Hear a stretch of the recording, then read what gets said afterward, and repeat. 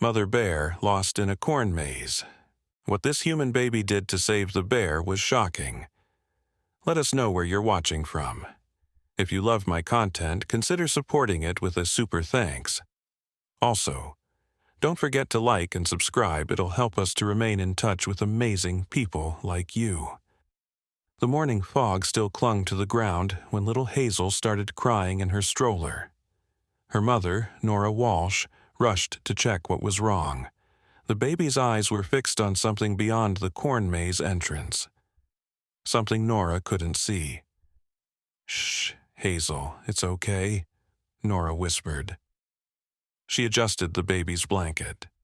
The autumn festival had just opened, and already people were lining up for cider and pumpkin picking.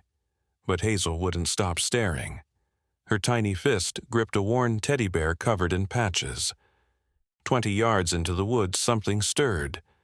A mother bear named Luna, though no human knew her name, emerged from the tree line. Her cub, Bear, stayed close to her side. They'd never been this close to humans before. The smell of corn and hay filled their nostrils. Fear made Luna's coat stand on end. Bear wandered toward a dropped apple. Luna's eyes followed him, then snapped to movement near the festival grounds. People, lots of them. Her heart raced. She needed to leave, but Bear had already slipped through a gap in the fence, drawn by sweet scents. "Bear!" Luna's roar shook the air. Nora jumped. "Did you hear that?" Other festival visitors froze. Some looked toward the woods. Parents grabbed their children's hands tighter. Hazel stopped crying and cooed, making a soft sound that somehow mirrored the bear's call. Luna pushed through the fence opening. The wooden posts scraped her fur. She could smell Bear's trail now. It led straight into the corn maze. Panic flooded her system. These tall stalks weren't like trees. She couldn't climb them, couldn't see over them. Inside the maze, Bear had already discovered the first intersection. Left or right? He sniffed both paths. The sweet smell came from both directions. He chose left, then right at the next turn. Soon he was hopelessly lost, his tiny calls growing more desperate. "We should leave." Nora's husband, Derek, appeared beside the stroller. That sounded like a bear. But Hazel had gone quiet again. She was watching the corn stalks, her little face scrunched in concentration. Her teddy bear slipped from her grasp and fell onto the grass. Luna entered the maze. The first turn confused her immediately. She'd always followed her nose, but here every path smelled of humans and sweet food. She roared again, hoping Bear would answer. Instead, she heard screams from the festival. "Everyone evacuate calmly," a voice boomed through a megaphone. The crowd started moving toward the parking lot. Festival workers scattered, some grabbing walkie-talkies, others helping guide families away. In the chaos, Nora bent to retrieve Hazel's fallen teddy bear. When she stood up, something caught her eye. Hazel was no longer in her stroller. "Derek! Derek!" He spun around. The stroller was empty except for blankets. Luna was 3 turns deep in the maze when she finally heard Bear's cry. It came from somewhere ahead. She charged forward, knocking down stalks, creating her own path. The dry corn leaves crackled under her weight. Each step took her further from the entrance. Bear huddled in a dead end. The walls of corn seemed to close in around him. He'd tried every direction, and now his small legs were tired. He let out a long, mournful whine that made the birds scatter from nearby trees. Back at the festival entrance, Nora was sobbing. She crawled out. How did she crawl out? Derek grabbed a festival worker. "Call 911. Our baby is missing and there's a bear in the maze." The worker's face went pale. "The maze covers 5 acres. We'll need search teams." But Hazel was already moving. Her 10-month-old body propelled forward by instinct. She crawled faster than she ever had before, drawn by sounds she somehow understood. Grass stained her yellow dress. Dirt collected under her tiny fingernails. Luna reached the dead end. Bear rushed to her side, nuzzling against her fur. Relief flooded through her, but it was short-lived. She could hear human voices getting louder. Panic returned. She needed to find a way out. She turned, trying to retrace her steps, but the path looked different now. The stalks she'd knocked over created confusing shadows. She chose wrong, leading them deeper into the maze. Hazel reached the maze entrance. The security tape meant to keep people out was low enough for a crawling baby to slip under. She paused, seeming to smell the air like the bears. Then she entered the corn forest, following an invisible trail. "We need tranquilizer guns," someone shouted in the distance. "No, this close to festival goers? Too dangerous." Police sirens wailed in the background. The evacuation was nearly complete. The corn maze stopped being maze entirely. It became a meeting place where wild met wisdom, where fear transformed into friendship, where a tiny human crawling toward danger found instead the power to change how worlds connect. In the end, Luna's legacy wasn't just about one baby saved by one bear. It was about all the hearts that opened afterward, about understanding that can bridge any gap if courage leads the way, about the moment when pure innocence meets pure protection and creates something that transcends both. Morrison Valley glowed differently now. Even satellites passing overhead captured unusual light signatures from the region. Scientists attributed it to increased tree health, cleaner water, healthier soil, but residents knew truth. Hope has its own brightness. Years later, when researchers asked Hazel, now grown, to describe her most vivid memory from infancy, she'd close her eyes and smile.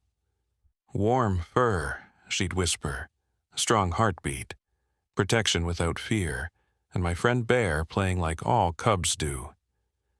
Then she'd add the detail that still moved audiences to tears. "Luna taught me bears, and humans share the same language of love. We just forgot how to speak it until she reminded us." In the maze, where corn stalks rustled with ancient secrets, two worlds had touched. And touching had transformed. The story continued, not as tale of that one time when, but as ongoing proof that impossibility is only boundary erected by doubt. Every spring when Luna returned to lay in that sacred spot, every autumn when her cubs played where human children laughed, every winter night when wolves howled songs of understanding, the transformation deepened. Because true change doesn't happen once. It happens every day that new eyes see old truth. We are all family in Earth's garden. Protection can cross any line when hearts remember they share same ground. The corn maze stood witness, year after year, to love's greatest architecture. Bridges built not with wood or stone, but with trust flowing both ways. And at the center of every transformation, a baby's innocent courage that showed the way home. Only search teams remained, and they were afraid to enter the maze. A mother bear protecting her cub was unpredictable, deadly. Inside the maze, two hunts converged. Luna searched for safety. Hazel searched for something she couldn't name. Her teddy bear, forgotten on the grass, served as the last reminder of her presence in the outside world. The corn whispered secrets as the baby crawled past. Her soft cooing echoed off the stalks, creating a melody that reached further than any shout could. Luna heard it. The sound didn't frighten her. It reminded her of Bear's gentler moments. Bear heard it too. He tilted his head, listening. His mother nudged him forward. They followed the sound, drawn by its unfamiliar but unthreatening nature. Three paths were now converging in the heart of the maze. A mother bear and cub, a human baby, and a story that would soon test everything these mothers thought they knew about fear and trust. Section 2. The first emergency responder to reach the scene was Officer Maya Peterson. She'd dealt with wildlife before, but never a bear in a corn maze with a missing baby. Her heart pounded as she spoke into her radio. "Central, this is Officer Peterson. I need the Wildlife Control Unit. We've got a situation." 10-4, officer. They're 20 minutes out." 20 minutes. That felt like forever. She looked at the Walshes, who were barely holding themselves together. Nora's mascara streaked down her cheeks in black rivers. Derek paced like a caged animal, running his hands through his hair repeatedly. Inside the maze, Hazel had made her way past the first major intersection. Her yellow dress was now brown with dirt. She'd scraped her knee on a sharp corn stub, and blood trickled down her chubby leg. But she didn't cry. Something drove her forward with purpose that seemed impossible for a 10-month-old. Luna and Bear had also reached their second intersection. The mother bear's anxiety grew with each dead end. She could smell the baby now, that distinct human scent mixed with milk and soap. It should have triggered her protective instincts against potential threats. Instead, the scent seemed to calm her slightly. Perhaps because it reminded her of Bear when he was younger. Outside the maze, festival owner Carl Jenkins arrived in his pickup truck. He jumped out, leaving the engine running. "Who authorized the evacuation?" he shouted at Officer Peterson. "Sir, we have a bear situation. My festival, my liability. Mr. Jenkins, there's also a baby missing in there." His anger faltered. A baby? Meanwhile, a news van pulled up. Reporter Jessica Chang climbed out with her cameraman. She'd been covering a story about pumpkin prices when the scanner buzzed with the emergency. "Can I get a statement?" She rushed toward Officer Peterson. Derek Walsh turned sharply. "Statement, my baby is in there." The confrontation drew more attention. Festival workers who'd finished the evacuation gathered in clusters, whispering theories. Some blamed negligent parents. Others worried about their jobs. Inside the maze, something unexpected happened. Bear, exhausted from wandering, had fallen asleep against his mother's fur. Luna, for the first time since entering the maze, sat down. Her breathing slowed. In this moment of rest, she heard something new. Not the distant shouts of humans, but a gentle cooing. Hazel had found them. The baby crawled around the final corner and stopped. Her eyes, wide with wonder, met the bear's gaze. There was no fear in either pair. Luna tensed, ready to protect her cub. But Hazel just sat there making soft sounds that seemed to ask for help rather than demand it.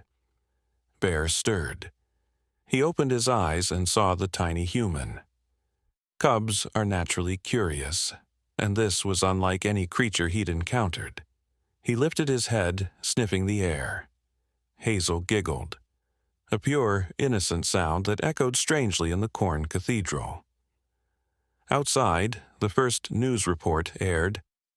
Breaking news. A 10-month-old baby has vanished into the Morrison Valley corn maze, where a wild bear and her cub are also reportedly trapped. Police are calling in wildlife specialists, but concerns grow about the baby's safety. Nora saw the report on a festival worker's phone. She collapsed to her knees. The weight of the situation hit her anew. Her baby, alone with wild animals, in 5 acres of corn. The possibilities terrified her. Duncan Walsh, Derek's estranged brother, saw the news at a gas station 40 miles away. He hadn't spoken to Derek in 2 years. Now he dropped his coffee cup and jumped in his truck. Family was family. Back in the maze, Luna made a decision that would puzzle wildlife experts for years to come. Instead of retreating or charging, she lowered her massive head until it was level with the baby. Bear watched intently as his mother sniffed this strange creature. Hazel reached out with both hands. Her tiny fingers touched Luna's wet nose. The bear flinched but didn't pull away. Something passed between them in that moment. Not understanding exactly, but recognition of maternal protection. The wildlife unit finally arrived. Dr. Sarah Chen stepped out of the van with her team. She was one of the few experts in non-lethal bear management in the state. "What's the situation?" she asked Officer Peterson. "Mother bear, cub, and a 10-month-old human baby, all lost in the maze." Dr. Chen frowned. "That's unusual. Bears usually avoid human-modified environments, and they're territorial with strange young ones nearby." She began setting up surveillance drones. The small aircraft would fly over the maze, using thermal cameras to locate the subjects. But the corn was tall, and the canopy thick in places. The view was limited. Inside the maze, something remarkable was happening. Bear had crawled closer to Hazel. The cub, driven by curiosity overriding caution, sniffed the baby's foot.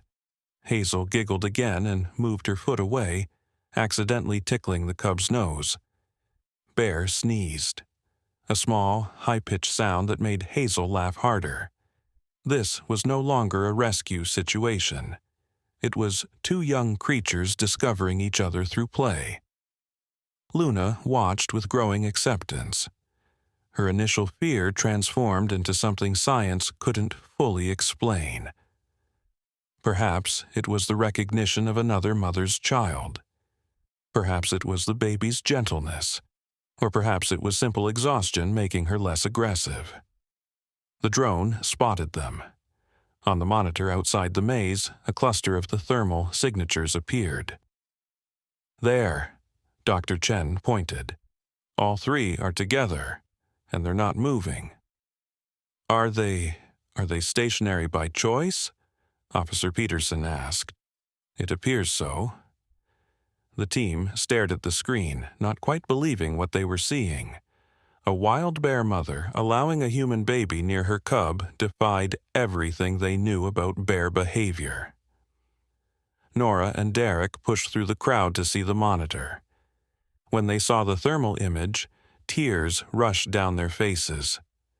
"She's alive," Nora whispered.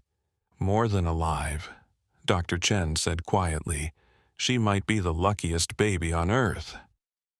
In the maze, Bear had rolled onto his back, revealing his fuzzy belly. Hazel, following natural baby instincts, patted the soft fur.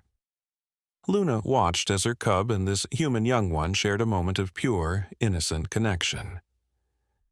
Duncan Walsh arrived at the festival grounds. He pushed past the crowd, searching for his brother. When he spotted Derek, their eyes met. Years of silence evaporated. "I came as soon as I heard," Duncan said. Derek pulled him into a hug. "She's in there with bears." The news said. The news doesn't know half of it. Officer Maya Peterson received a call that would complicate everything. The state governor had been watching the news. He wanted a resolution within the hour. No risks to human life. No viral videos of tranquilized bears. "I need to go in," she told Dr. Chen.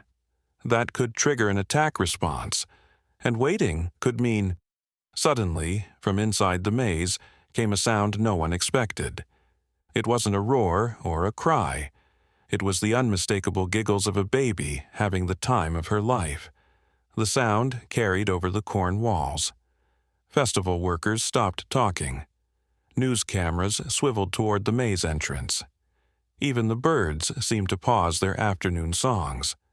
Jessica Chang's cameraman captured the moment. The audio would later go viral, a baby's laughter echoing from a corn maze where a wild bear waited. Inside, Hazel had discovered Bear's ears. She grabbed them gently, the way babies grab everything, and Bear responded by nuzzling closer.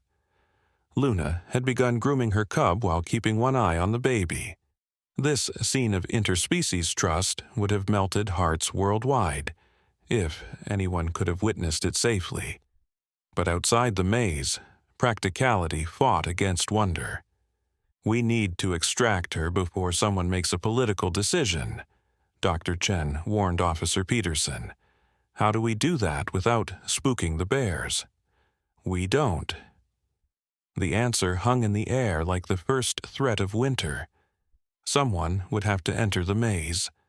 Someone would have to risk everything to retrieve either a bear cub or a human baby, hoping the mothers didn't confuse whose protection was needed most. Time was running out.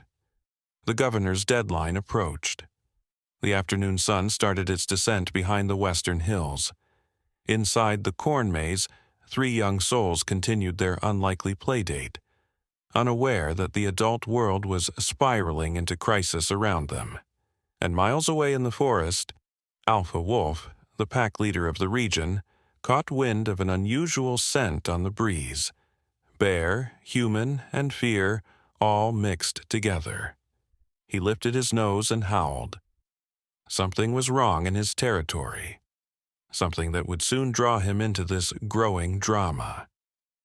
The howl reached the festival grounds. Dr. Chen's head snapped up. That's not good. What isn't? Officer Peterson asked. We might have more than just bears to worry about.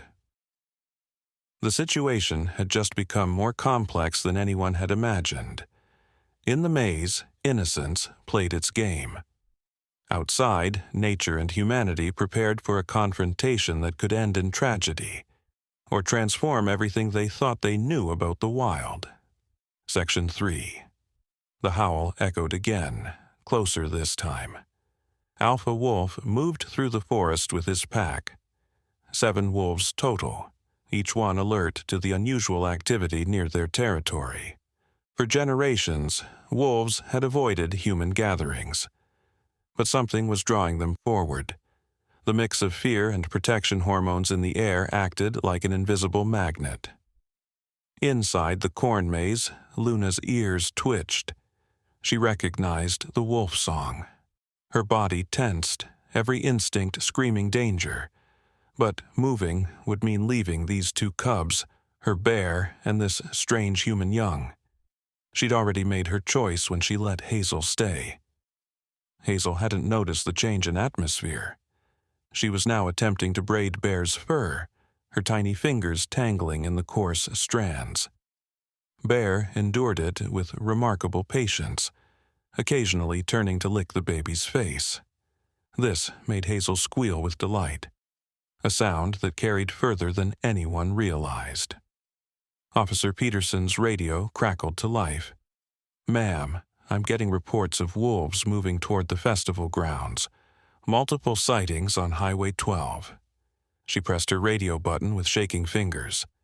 Copy that. How many? Witnesses say 7. They're not running like scared animals. They're moving with purpose.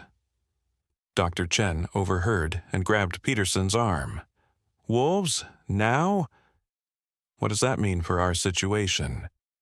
It means Luna has more to worry about than just us. Mother bears are territorial against wolves if they enter the maze. She didn't need to finish. Everyone understood. Luna would be forced to choose between protecting Hazel or facing the wolves. And wolves were smart enough to use that hesitation to their advantage. Carl Jenkins, the festival owner, had been making frantic phone calls to his insurance company. When he heard about wolves, he dropped his phone in the dirt. This can't be happening, he muttered. 20 years of festivals, never even a snake bite. Jessica Chang and her cameraman were having the story of their careers unfold before them. Her producer in the news van relayed information as fast as he could gather it.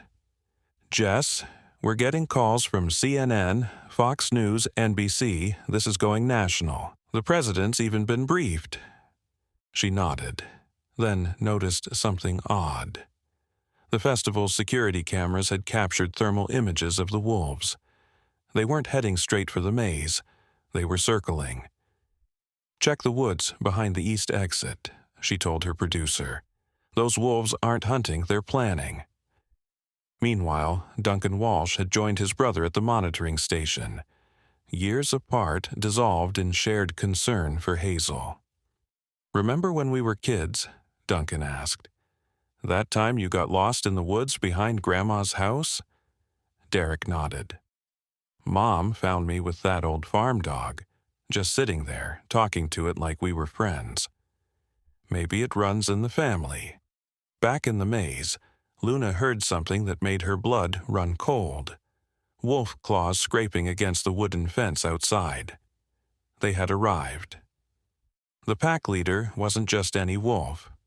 Through some ancient knowledge passed down through generations, Luna knew this was the Alpha who claimed these lands in winter. Alpha Wolf paused at the fence. He could smell the unusual gathering through the gaps: bear, human, fear, and something else. Something peaceful that hadn't existed in this territory for decades. His pack waited for his signal. Inside, Luna made a decision. She stood, towering over both cubs. Her bulk blocked most of Hazel's view of the exit. Bear understood immediately what his mother was thinking. He curled protectively around the baby, his small body acting as shield. Dr. Chen frantically calculated scenarios. "We need to extract that baby before the wolves breach the maze." "How?" Officer Peterson asked. "We enter, and Luna might see us as another threat." "We don't enter, we lure them out." "With what?" Dr. Chen turned to Carl Jenkins. "You said there's a service entrance, north side, where deliveries come in?" "Yes, but it's blocked by corn bales." "Not anymore, clear it, now." While Jenkins mobilized workers, Dr. Chen explains her plan. They would create a clear path from where the bears stood to safety, but they needed distraction to draw the wolves away first. Derek Walsh spoke up. "I'll do it. I'll distract the wolves." "No," Duncan countered. "We'll do it together." The brothers shared a look of understanding.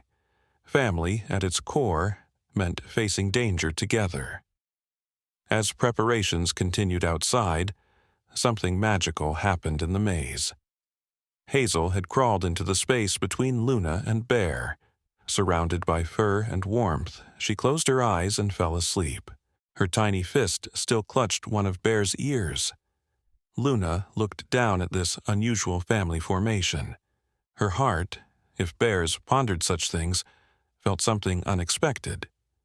Protection can extend beyond blood. Care can grow from circumstance. Perhaps this was nature's way of teaching her something about survival. The first wolf appeared on top of the corn maze's entrance arch. A scout. He studied the human activity below with intelligent yellow eyes. Behind him, the pack spread out, positioning themselves at different entries to the maze. Alpha Wolf howled again. This time, Luna responded, not with a roar of challenge, but with a sound the wildlife experts couldn't quite identify. It seemed to carry warning and invitation simultaneously. "Did that bear just commune with the wolves?" Dr. Chen whispered, awestruck. Officer Peterson radioed for backup. "We need more units. This is escalating beyond our resources." "Ma'am, state police are inbound. 20 minutes. "We don't have 20 minutes. The drone operators noticed movement in the maze. The thermal signatures were shifting. Luna was standing now, her massive form clear on camera. She wasn't fleeing. She was positioning herself between the sleeping cubs and the wolf entry points. Jessica Chang rushed to frame the shot. Her live stream had attracted over 100,000 viewers. People across the country watched breathlessly as this drama unfolded in real time. Comments flooded in. "Why aren't they helping the baby? The bear is protecting the human child. I can't breathe. This is insane. Nature isn't what we thought." Inside the maze, Luna heard humans moving. The service entrance clearing had begun. Chainsaws buzzed as cornstalks fell. The sound triggered memories of forest destruction, making her nervous. But looking down at the cubs, her bear and this human, she knew she had to trust. Alpha Wolf sensed opportunity. The human activity meant distraction. He signaled his pack. 3 wolves slipped through different maze entrances. They moved like shadows, testing Luna's awareness. Dr. Chen's careful plan faced immediate challenges. The wolves entered before the exits were fully clear.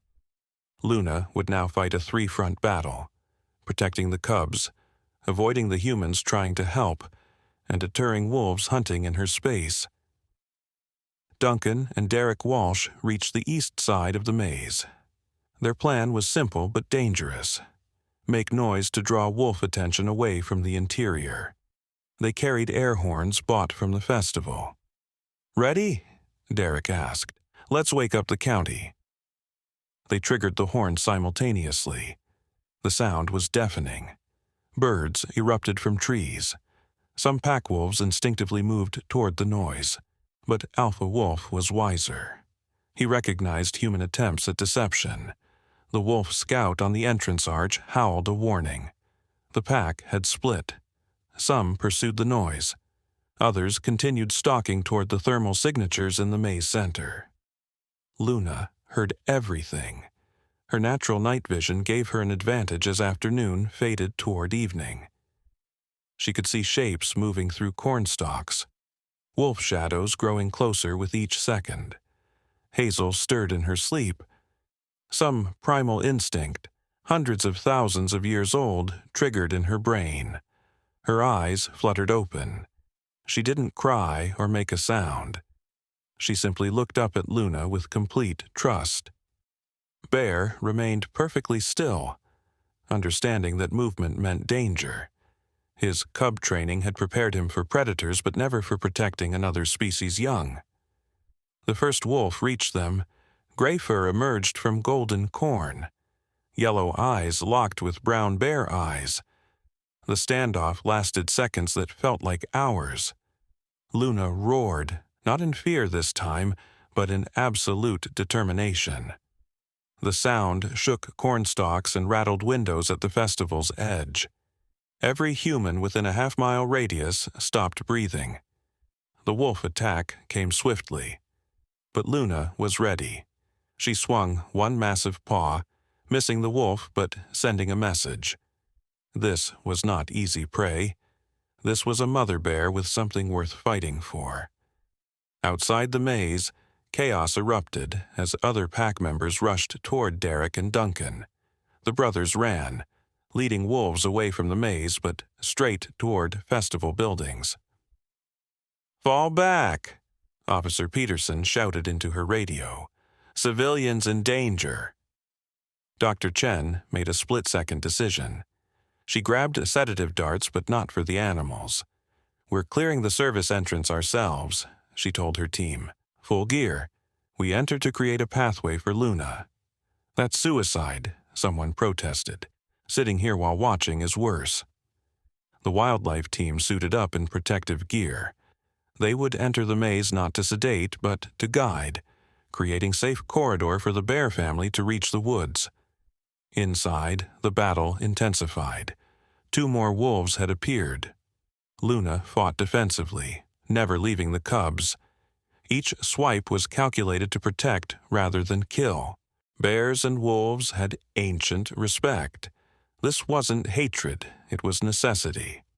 Hazel watched with wide eyes, no crying, no fear visible. Something in her infant brain processed this as normal, maybe even right. Protection comes in many forms. The chainsaw work finally succeeded. A clear path to safety appeared.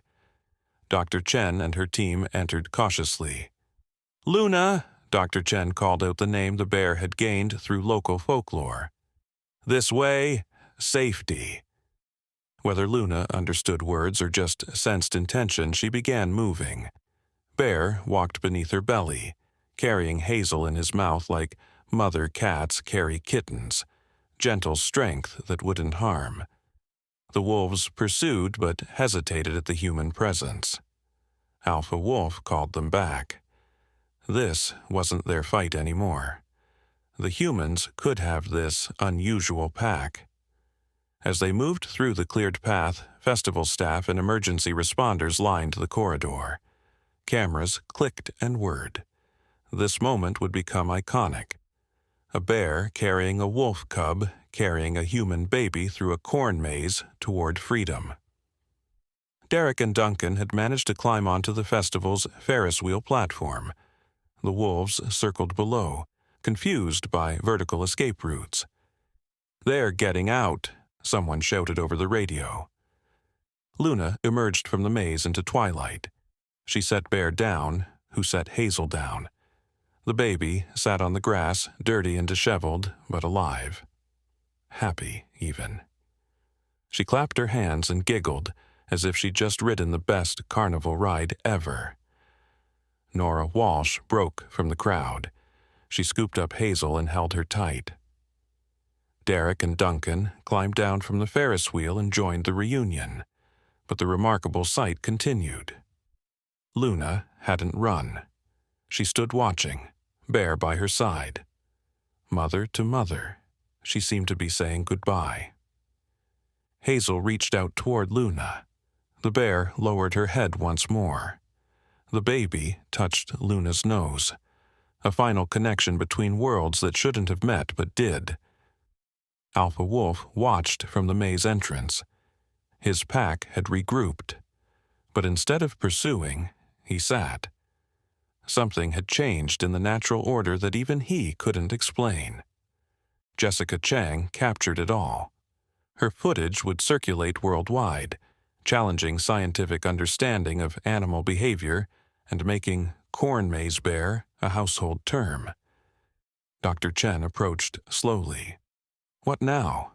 Officer Peterson stood ready with tranquilizer rifle. But as she watched Luna and Bear turn toward the woods, not fleeing, not hunting, just leaving, she lowered her weapon. "Let them go," she said quietly. "Some mysteries shouldn't be solved with bullets." This wasn't the end of the story. It was a transformation. Luna and Bear disappeared into the woods, leaving questions that would lead researchers to study animal empathy for decades. Alpha Wolf led his pack back to their territory, forever changed by what they'd witnessed. Duncan Walsh reconciled with his brother over their niece's incredible survival. Carl Jenkins faced lawsuits, but also unprecedented publicity. The festival would become famous worldwide, and Hazel? She grew up with a stuffed bear that her mother bought that night, brown and soft, with gentle eyes. But sometimes, in her dreams, she remembered fur beneath her fingers and a massive heart beating protectively around her. The corn maze stood as a monument to the impossible.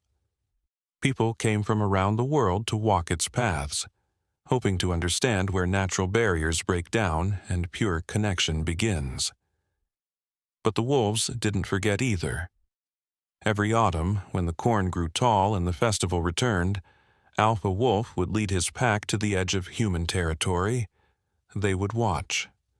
Wait, protecting something they couldn't name, but felt deeply, the knowledge that on one magical day, species lines dissolved and protection crossed boundaries that weren't supposed to be broken. In the maze, where corn whispered secrets and shadows held memories, something changed forever about how humans and animals saw each other. All because a baby crawled toward danger and found love instead. Section 4. 3 days after what the media dubbed the Great Corn Maze Miracle, life tried to return to normal. But normal had been redefined. State wildlife officials set up a temporary headquarters at the Morrison Valley Community Center. Dr. Sarah Chen led a team of researchers studying what they called the Luna Protocol, the unprecedented behavioral pattern they'd witnessed. Officer Maya Peterson found herself at the center of another kind of storm. Her decision not to tranquilize Luna had made national news. the police department received thousands of emails, some praising her judgment, others demanding her resignation. She sat in Chief Roberts' office, her service weapon on the desk between them. "You made a decision in the field," Chief Roberts said, "but we need to address liability concerns. I protected human life while respecting wildlife. Isn't that our mission?" The answer would come sooner than either expected. In the forest, Luna's behavior puzzled local hunters. She and Bear had carved out what seemed like a new territory, a circular boundary that included the corn maze and surrounding woods. Other bears avoided the area. The locals whispered about protective magic. Alpha Wolf maintained uneasy respect for this boundary. His pack hunted elsewhere, though young wolves sometimes tested the invisible edges. Luna's roars would send them scrambling back to pack lands. An understanding had formed between natural enemies. At the Walsh household, Hazel's development shocked pediatricians. Before the maze incident, she'd crawled only short distances. Now she moved with purpose and strength beyond her age. Her mother, Nora, documented everything in a journal that would later become a best-selling memoir. Yesterday, Hazel crawled to the window and sat there for hours, watching the tree line, Nora wrote. "She makes soft sounds I've never heard before, almost like she's calling to someone." Derek Walsh had taken leave from his construction job. The experience had shattered, then rebuilt his understanding of fear and protection. He spent hours researching bear behavior, filling notebooks with observations about maternal instincts across species. Duncan Walsh moved back to town. The brothers opened a small security consulting firm, specializing in human-wildlife conflict resolution. Their first contract? The Morrison Valley Festival Association. Carl Jenkins approached them hesitantly. "Look, I know I was difficult during the crisis, but I want to create something good from this. A wildlife sanctuary, educational center, show people what's possible between humans and animals." What Jenkins didn't know was that Luna had already sensed the change. Bears notice patterns humans miss. She'd observed new fence construction. Not the barrier kind, but wildlife-friendly passages that allowed animals to move freely. Jessica Chang's coverage won her a Pulitzer nomination, but fame took unexpected turns. Animal rights activists flooded her inbox with stories of interspecies connections. She started a podcast called Bridges Not Walls, featuring tales of unlikely animal friendships. Her producer, Marcus Reynolds, had captured something remarkable during the crisis: audio recordings of Luna's vocalizations. Speech pattern analysts detected elements they couldn't explain. Were the sounds Luna made to Hazel a form of cross-species communication? Dr. Chen's research revealed even more mysteries. Hazel's teddy bear, forgotten on the grass that fateful day, carried smells that might have been the key to everything. The bear had been handled by hundreds of festival-goers, absorbing a tapestry of human scents. Luna might have recognized community rather than individual in that toy's odor. 3 nights after the maze incident, the first copycat occurred. A young mother in Ohio lowered her toddler into a zoo's bear enclosure, claiming she wanted to recreate the miracle. The results were tragic. Bears and children couldn't always reach Hazel and Luna's connection. Officer Peterson fielded desperate calls. "Please," a wildlife researcher begged, "can you explain what made Luna different? We need to prevent more accidents." "Maybe Luna wasn't different," Peterson suggested after deep reflection. "Maybe we're the ones who need changing." That evening, Peterson took a drive. She followed the route the wolves had taken 3 days ago. As sunset painted the sky orange, she spotted movement in the woods. Alpha Wolf stood on a ridge, silhouetted against dying light. For a moment they watched each other. Then the wolf dipped his head slightly and vanished.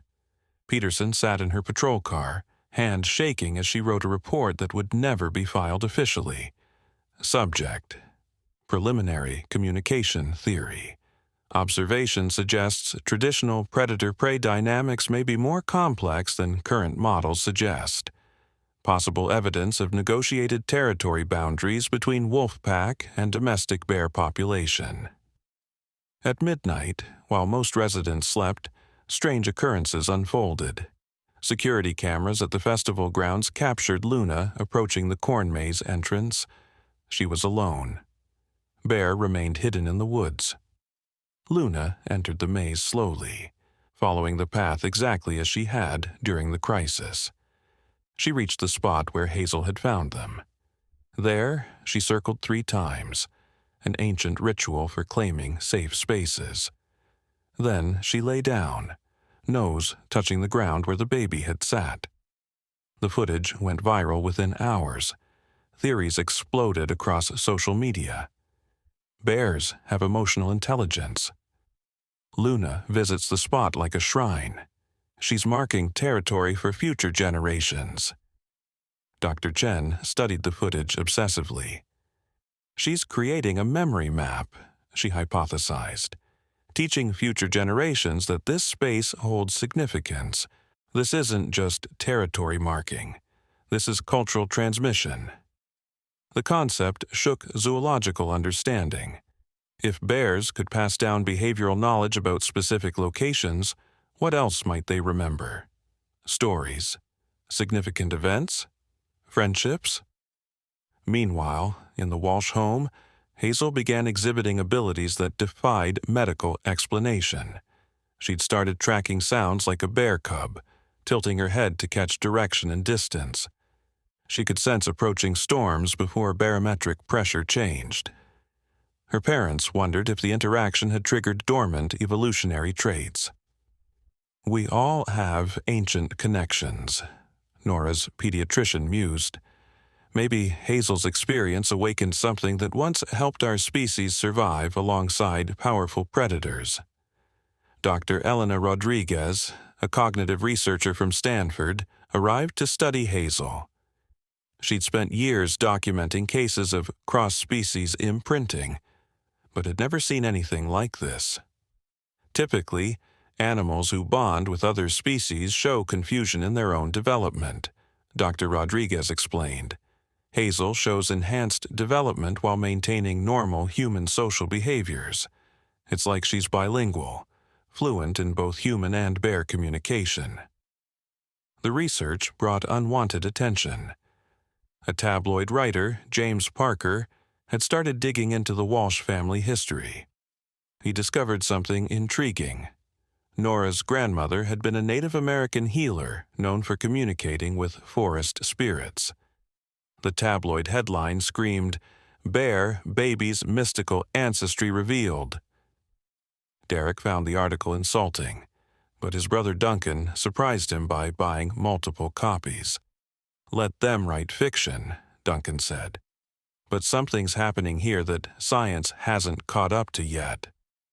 That something manifested dramatically 1 week after the maze incident. Forest rangers reported unusual gatherings in the woods. Bears congregating near human boundaries but not aggressive. Wolves observing from distances. Even deer grazing in unusual patterns. The animals seemed to be testing boundaries differently now. Not crossing them, but acknowledging them with new respect. Rangers who'd worked these woods for decades had never seen such behavior. Alpha Wolf became a local legend overnight. Someone had mounted a trail camera that captured him sitting vigil outside Luna's territory. He wasn't guarding. He was waiting.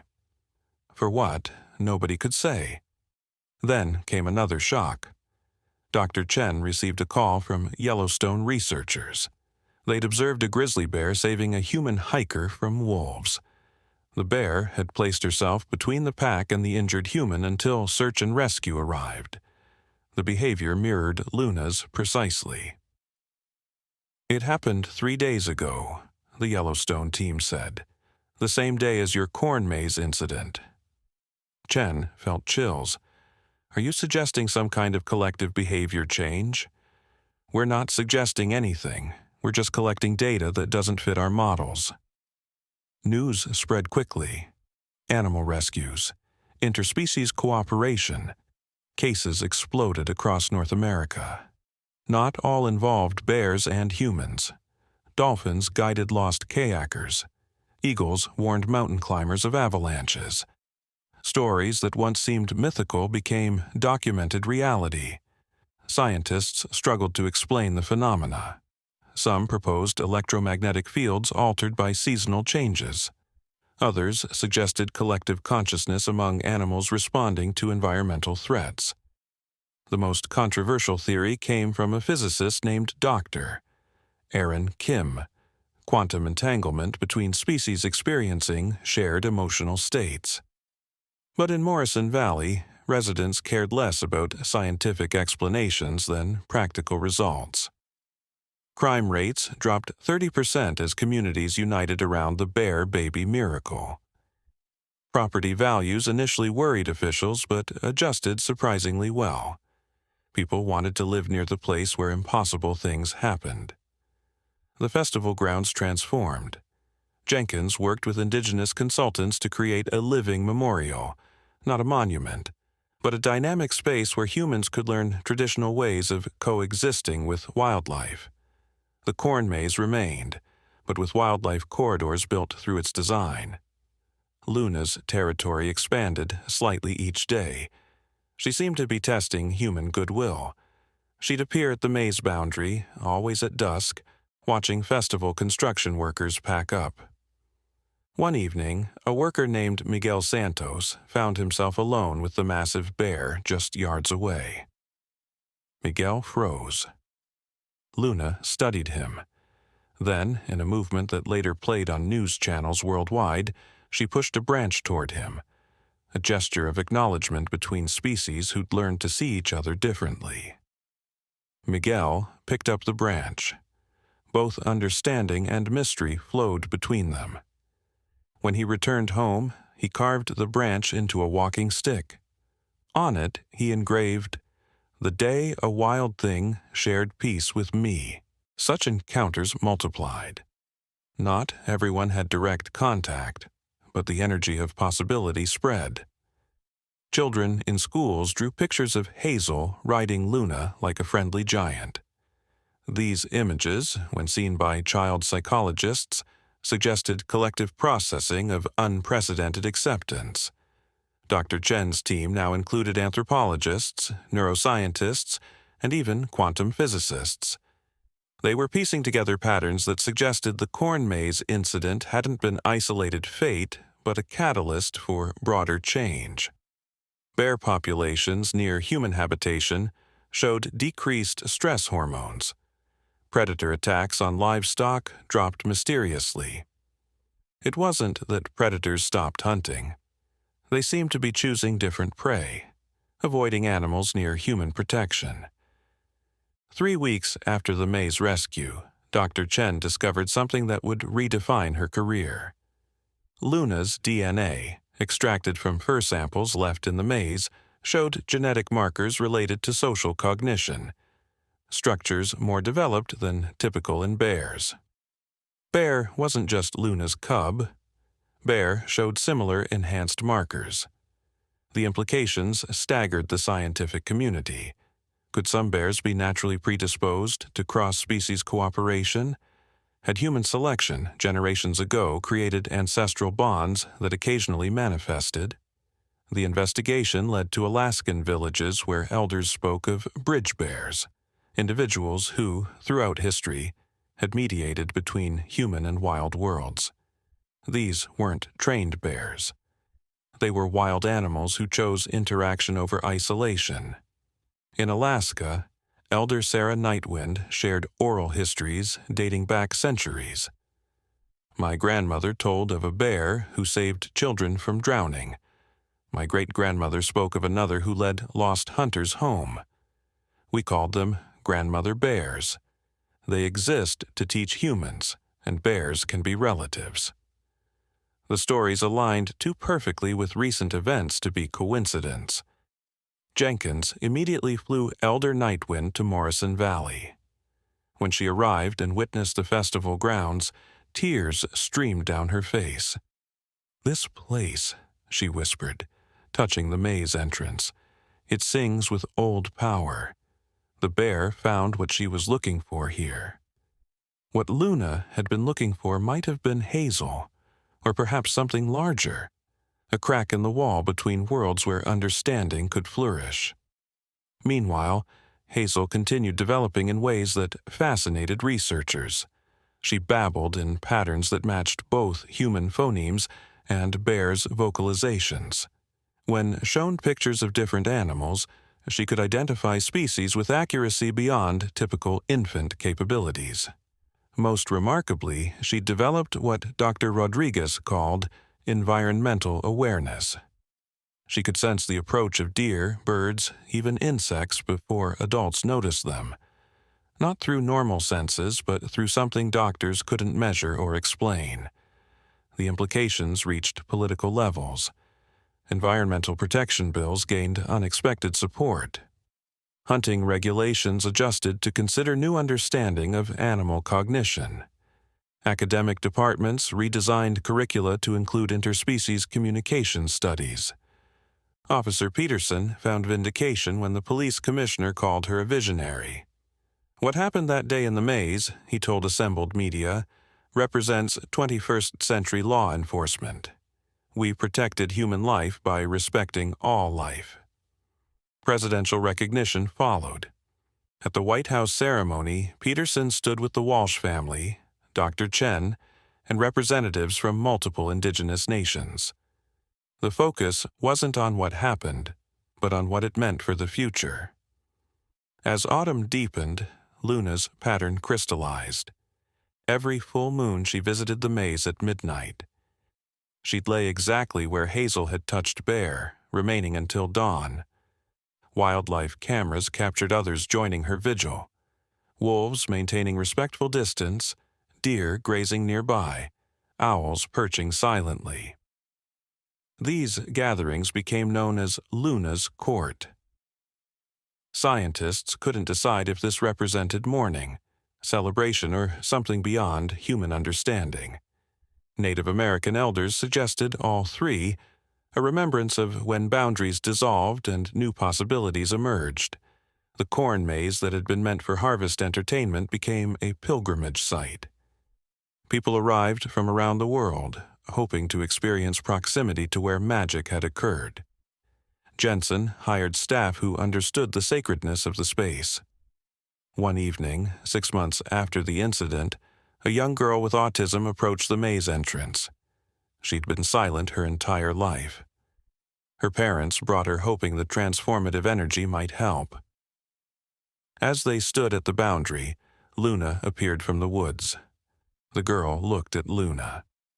Then, for the first time in 8 years, she spoke, "Friend." Luna's response, a low, gentle rumble, created a moment that would be analyzed by linguists for decades. Had understanding crossed not just species but cognitive differences? The girl's breakthrough made international headlines. Therapists began studying whether locations of significant interspecies bonding carried measurable benefits for human conditions involving social connection.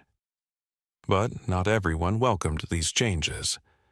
A group calling themselves Natural Order Preservation protested the growing acceptance of human-wildlife interaction.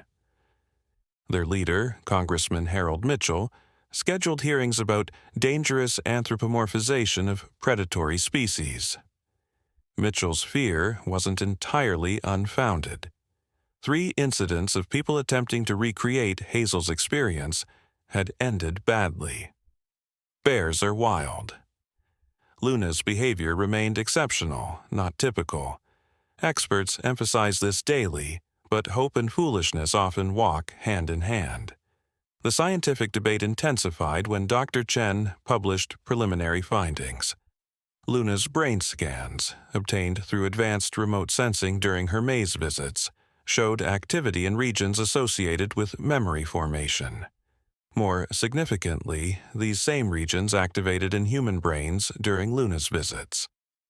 The discovery suggested shared neural patterns during meaningful encounters, a biological basis for interspecies understanding that could revolutionize neuroscience.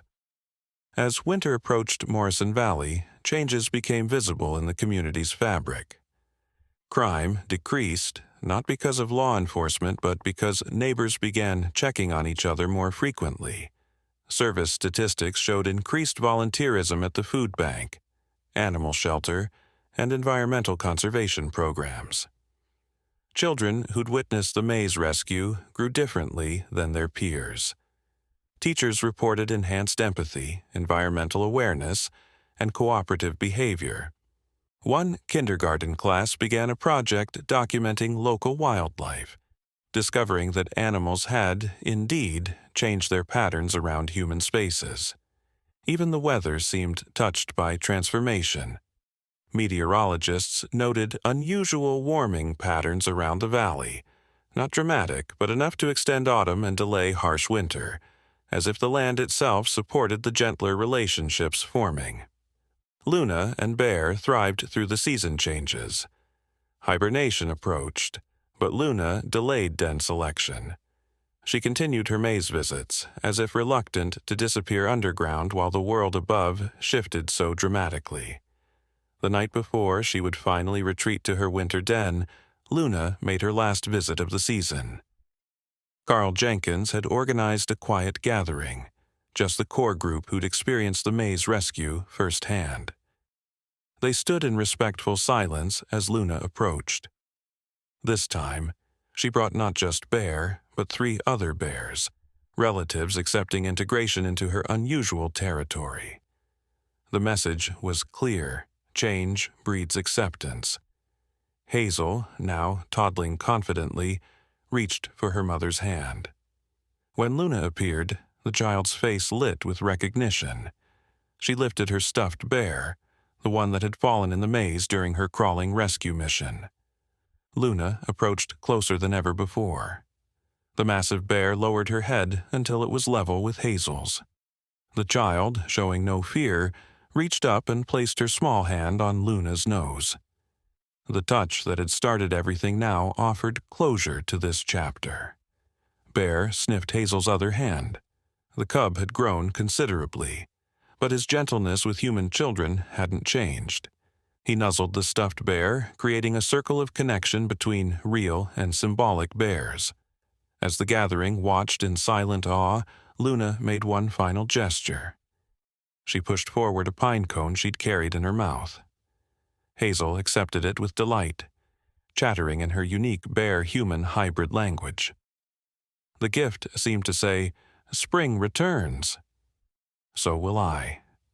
Luna turned and walked into the forest with her family of bears. But this departure felt different. It wasn't goodbye, it was see you later. The promise of seasonal return carried deeper meaning now. As winter settled over Morrison Valley, the community prepared for Luna's return. They were building something unprecedented, not a zoo or sanctuary, but a shared space where wild and tame could meet safely. The design incorporated indigenous wisdom with modern safety measures. Elder Nightwind remained, teaching community members traditional protocols for living alongside powerful wildlife neighbors. She insisted, "This isn't conquest or domestication. This is remembering." Dr. Chen continued research through winter, but now with global collaboration. Labs in Switzerland, Japan, and Australia reported similar phenomena, isolated incidents of extraordinary animal-human cooperation. An interconnected network of scientific inquiry formed around these bridging events. The Walshes settled into new routines. Derek and Duncan's security firm developed revolutionary protocols for human-wildlife interface zones. Their first published paper, Mutual Deterrence, Security Through Respect Rather Than Fear. Jessica Chang's podcast reached millions. Each episode featured people whose lives had been touched by unexpected animal connections. The common thread, openness to mystery, created room for magic. Officer Peterson received promotion to head a new division, Interspecies Relations. Her department focused on mediating human-wildlife conflicts through understanding rather than force. Success rates shocked traditional law enforcement specialists. Nora Walsh's journal entries evolved into a book, The Bear Who Taught Me Motherhood. Her most powerful passage, Hazel taught me that protection carries no boundaries when love dissolves them. The universe conspires to connect what needs connecting. As spring's first buds appeared, excitement built. Luna would emerge from hibernation. The maze prepared for her return with new design elements, safety corridors, observation platforms, and educational stations explaining what had happened here. But Luna's first spring appearance brought new surprises.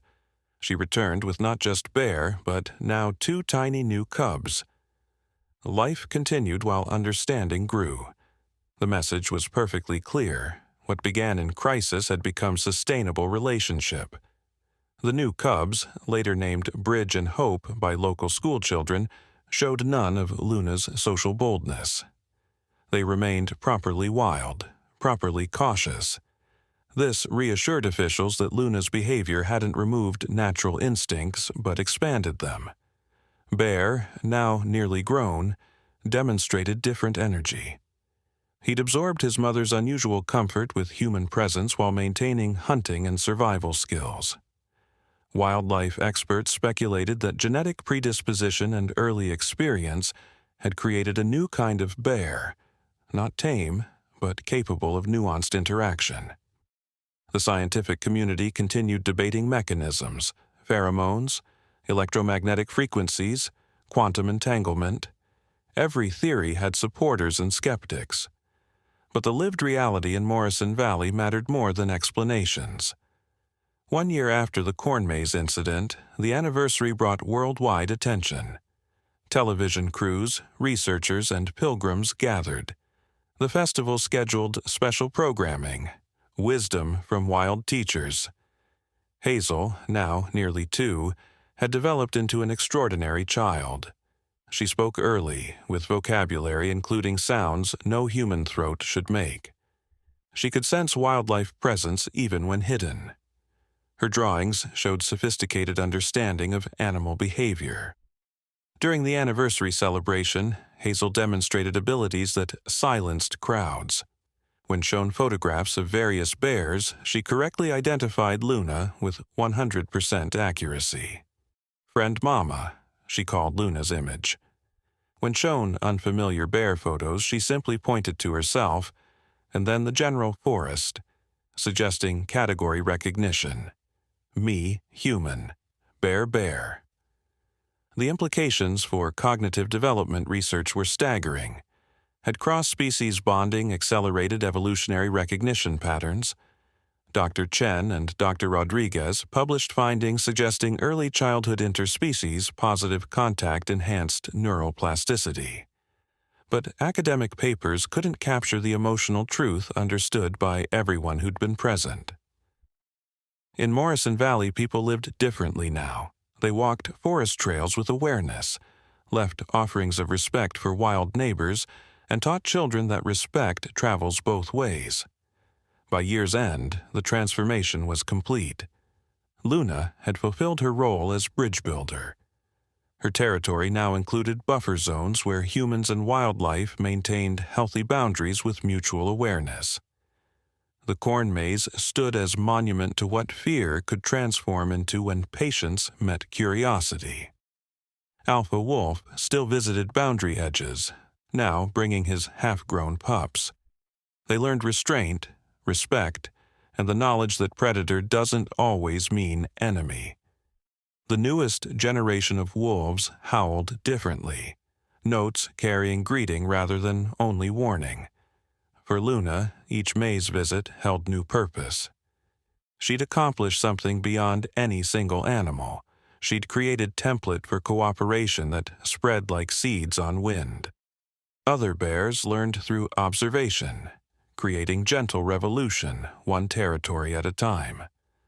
And for Hazel, she grew cradled by Miracle's memory. Each spring as Luna returned, each summer as they shared watching distance, each autumn as leaves fell like blessing, the child developed surrounded by proof that love recognizes no species.